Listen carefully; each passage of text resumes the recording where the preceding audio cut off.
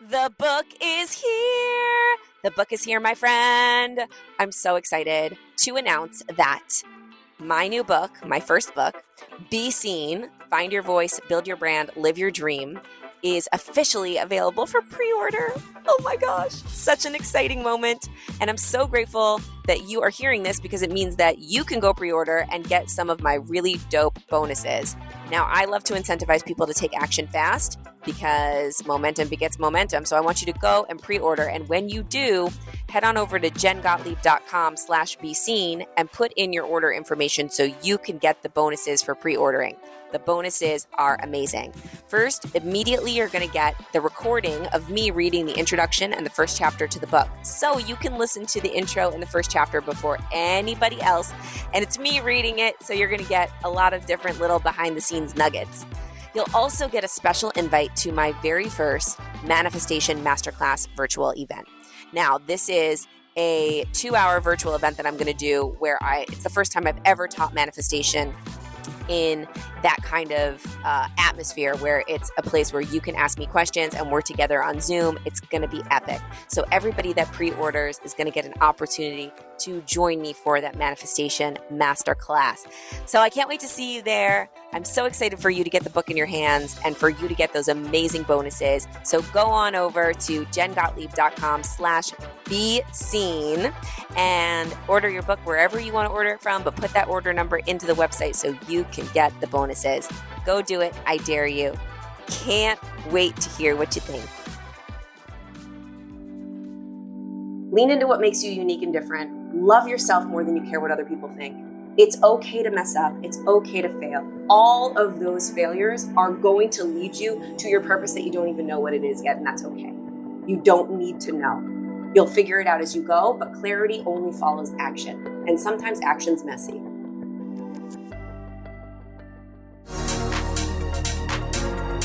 What if today was the day that you dared yourself to do what you've always wanted? Welcome to the I Dare You podcast.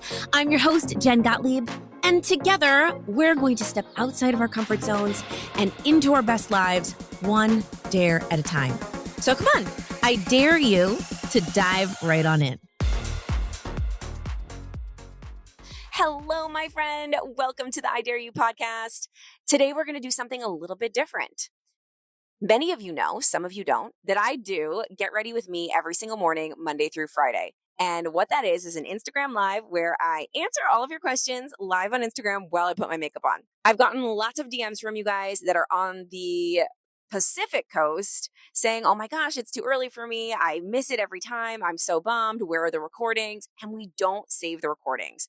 So per request, what we're going to do is take some of the best questions and answers from Get Ready With Me's and put them here on the podcast. So you can hear me answer questions about manifestation, marketing, mindset. We're going to pick all the most powerful questions and answers and put them here on the I Dare You podcast for you. So if you missed to Get Ready With Me, there's a really, really good chance that you're going to hear something that you needed listening to these episodes. So without further ado, here is a sneak peek of a Get Ready With Me. Keep in mind, by the way, if you hear some clanging in the background, it's probably because I'm putting my makeup on and sitting at my vanity while answering these questions. So just envision that and put yourself there and make believe that you are with us doing Get Ready With Me Q&A. So here's what I've been thinking about this morning. I posted a reel from a mini VIP day that we did here at the apartment. We do these VIP days where we bring in entrepreneurs to come in and strategize with us for the day. And we do laser coaching, we do strategy, and we dive deep into their business and anything that's going on. And we figure out how to solve the problems and how to strategize for the future.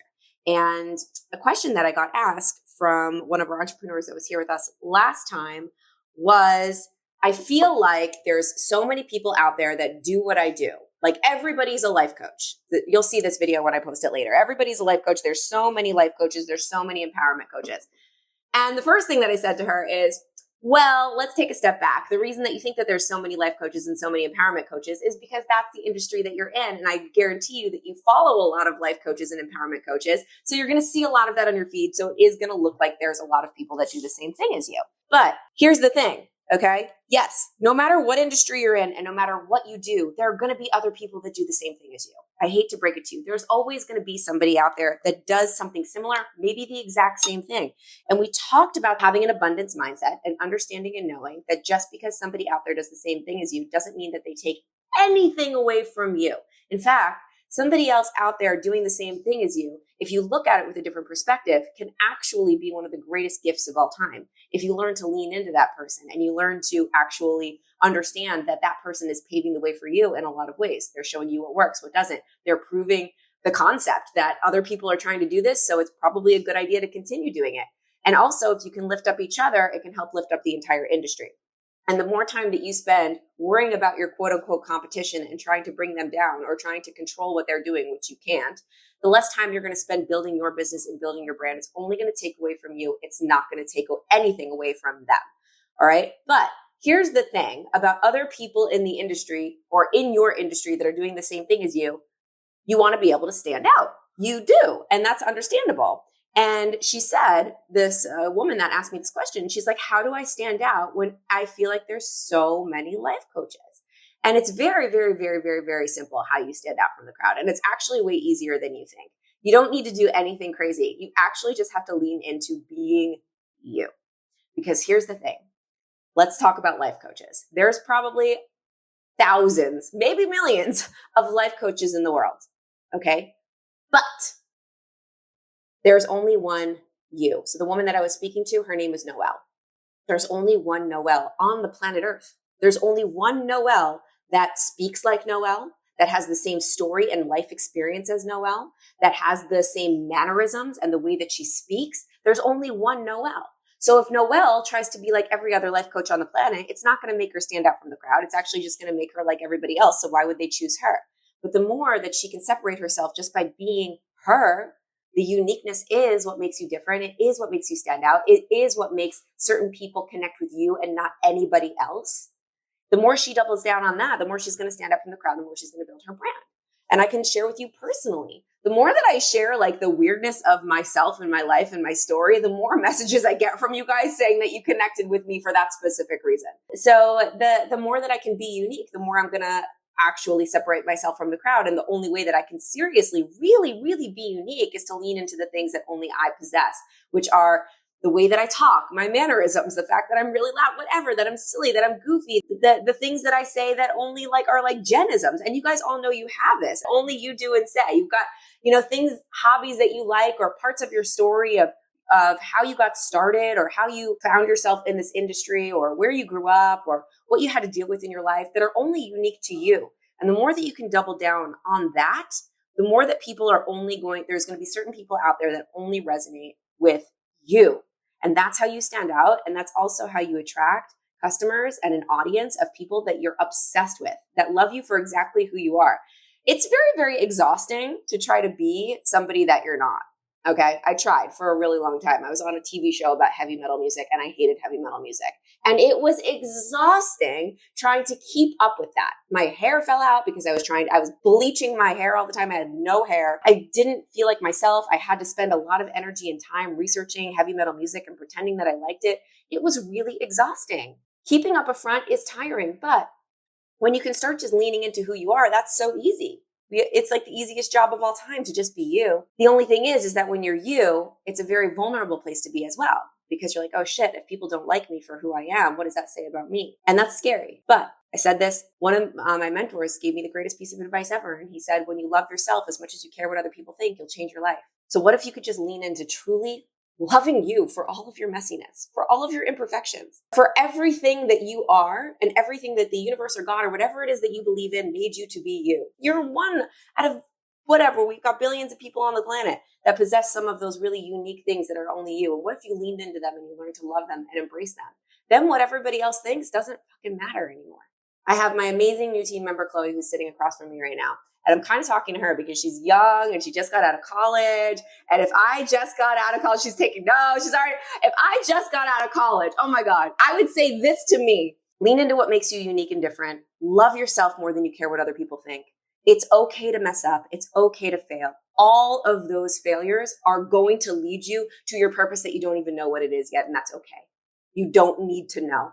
You'll figure it out as you go, but clarity only follows action.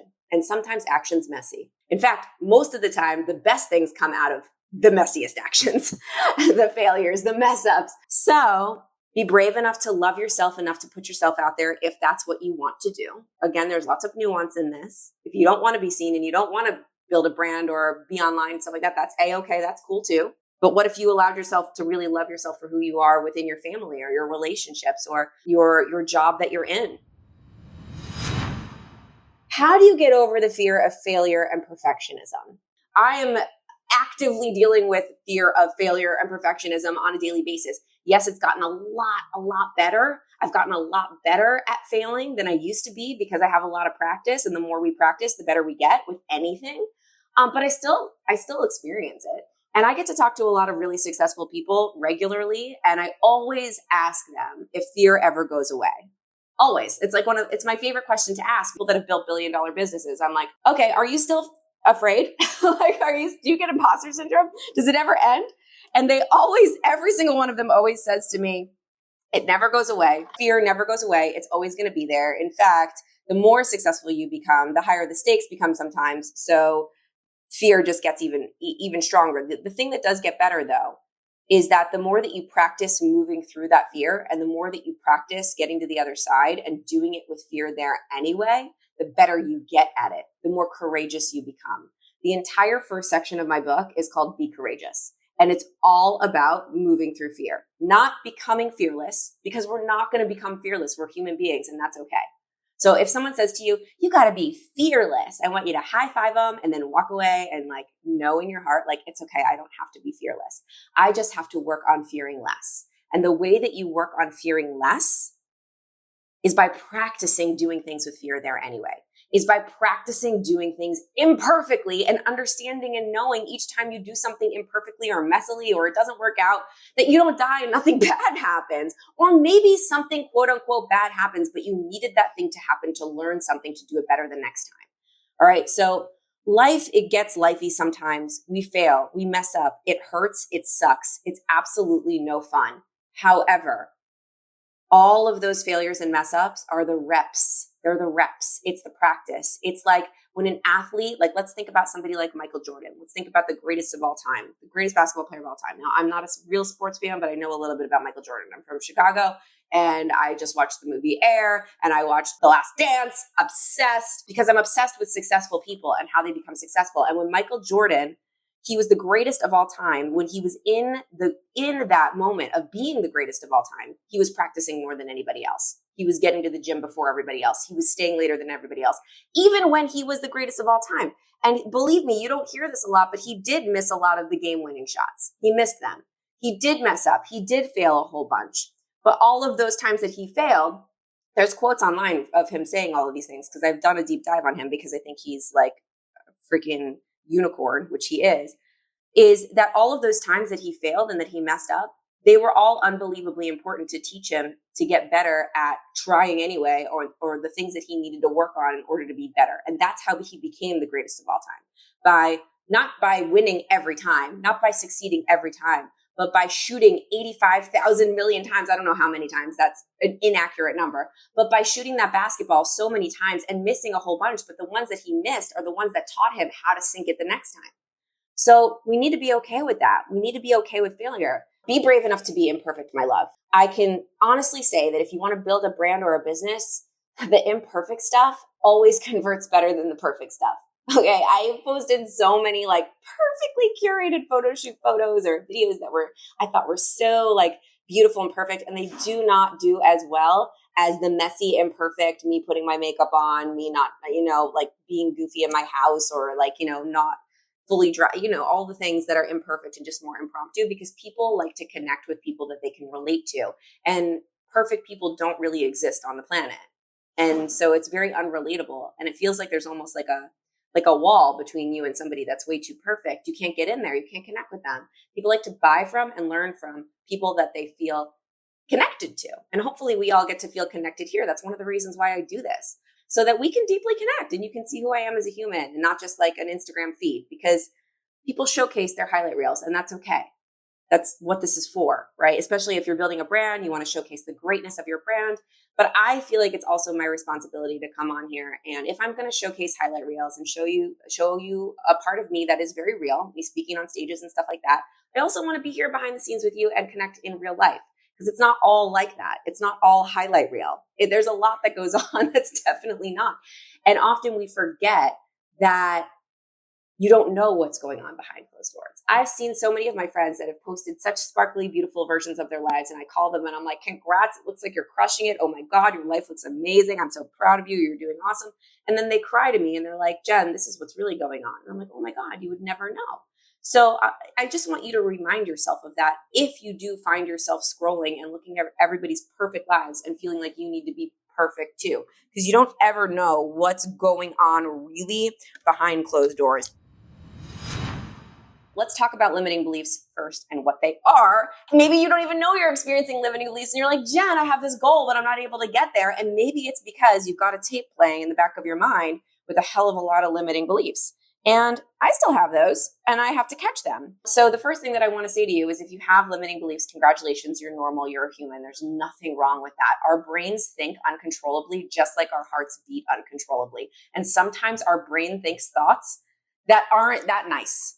And that comes from conditioning from our childhood, maybe trauma, maybe an experience that you had in your life. Maybe somebody said something to you at some point in time. Maybe you consumed a piece of content. Maybe you had a dream. Maybe you had an experience. And all of those experiences in life create our beliefs. But the cool thing about limiting beliefs or beliefs in general is we can change them. I know this to be true only because I've been able to do it for myself. I used to be an unbelievably negative person. I used to be incredibly pessimistic. And I look back at that girl that was very pessimistic and negative and had a ton of really limiting negative beliefs about myself and my capabilities and beliefs about the world and just how hard everything was. And I always pretty much looked at a lot of things with the glass half empty mindset. And I look at that girl from ages ago and I'll read old journal entries that I wrote back in the day when I had that mindset, and I don't even recognize her.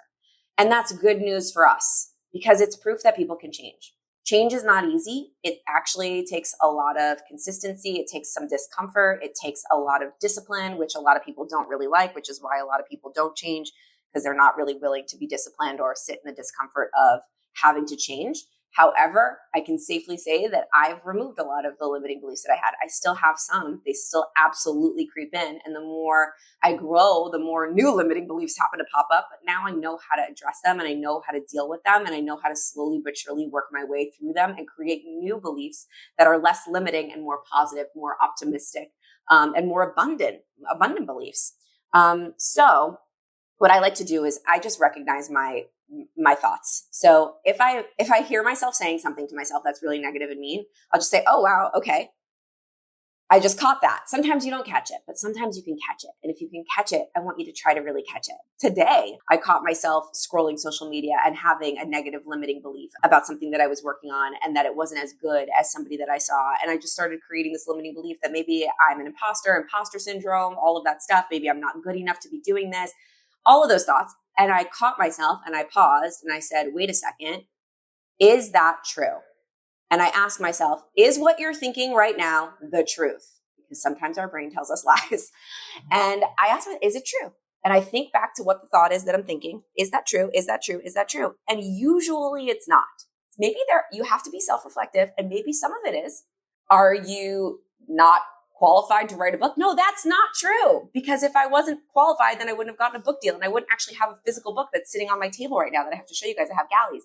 But that's not true. So go and actually ask yourself what's true here and what's not. And then you can ask yourself to choose a different thought. We talk about this a lot. Gabby Bernstein, a good friend of mine, the woman who wrote the foreword of my book, talks about the choose again method, which I am absolutely obsessed with because you can't necessarily choose the first thought, but you can ask yourself, is that thought true? And then you can choose the second thought to think instead of the first one. And then you can take action based on that second thought rather than the first one. So if that first thought is an unbelievably negative limiting belief, shitty, that sucks. Oh my God, you're a human. You have negative limiting belief thoughts sometimes, and that's okay. All right. We hear the thought. We see the thought. We think it. Is it true? No, it's not true. Okay. So what's a better thought that I can think instead of that one that would give me maybe build myself up a more positive belief that I can carry on throughout this day and maybe help me to take action in a more positive, constructive way. So maybe my negative limiting belief was, oh, Jen, you're not worthy of writing this book. You should just not talk about it and you should just not be seen, even though ironically my book is called Be Seen. Okay, is that true? No, that's not true. So what's a better thought that I can now think? No, I am worthy. And then you can go into affirmations. You can pull out your badass list. I've taught many of you how to do a badass list. If you don't know how to do a badass list, don't worry, it's in the book. But there's a lot of different tools that you can start to use to be able to actually reframe your beliefs and create new ones by using affirmations, by using tools like the badass list, by consuming a really positive piece of content, by maybe calling a friend that you love, that loves you, that's really supportive of you, and having them actually speak some love and some encouragement into you. That can help so much. Connection is so unbelievably important. And then more important than thinking is always doing. So what's one action step that you can do to prove that limiting belief wrong, to prove to yourself that that's a lie and what is true?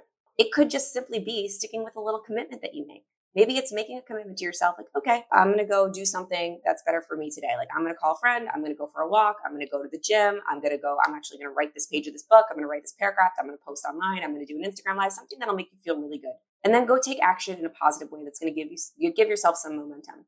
So you immediately took whatever negative path you were going down and you flipped it around. You told yourself it's okay to experience that negative limiting belief.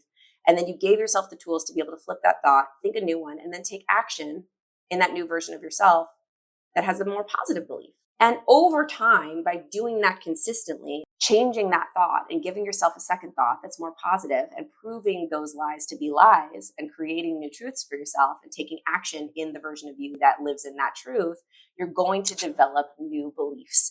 And your beliefs are what dictate your actions. And then pretty soon, you're going to be subconsciously just thinking more optimistically. That's what happened to me.